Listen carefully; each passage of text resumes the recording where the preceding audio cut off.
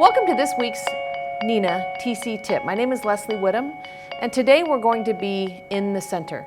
Now, some of you may know me as the instructor who teaches the Communications Training Officer or Center Training Officer class. And in that class, we talk a lot about discretionary override.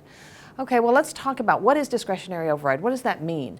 Discretionary override is when you as the trainer, and I'm talking to you trainers out there, you see your trainee going down a path and you think, uh-oh, I need to put the brakes on. I need to take over this call.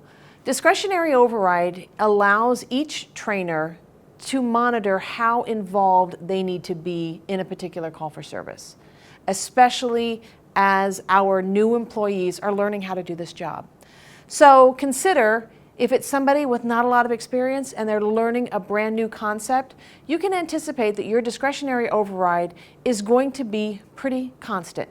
You are going to need to come up with a cue or some type of code that you can share with your trainee to let them know you're going to need to take over a call for service. The way I do it is when a trainee is working, and maybe you remember when you were a trainee, your field division is very small. And so they're focused so much on their screen, they may not even realize that you're behind them.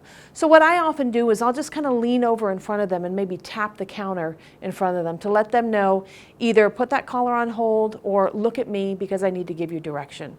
So it's appropriate to get involved in those discretionary override situations when officer safety is at risk, public safety is at risk, or maybe they've forgotten to ask a really important question, or they are exposing your agency to a lot of risk. So discretionary override is going to be important when you see those things happen. But can we also agree that very often as adults, we learn more from our failures than our successes? So Leslie, does that mean that it's appropriate for me to let my trainee make mistakes? Absolutely.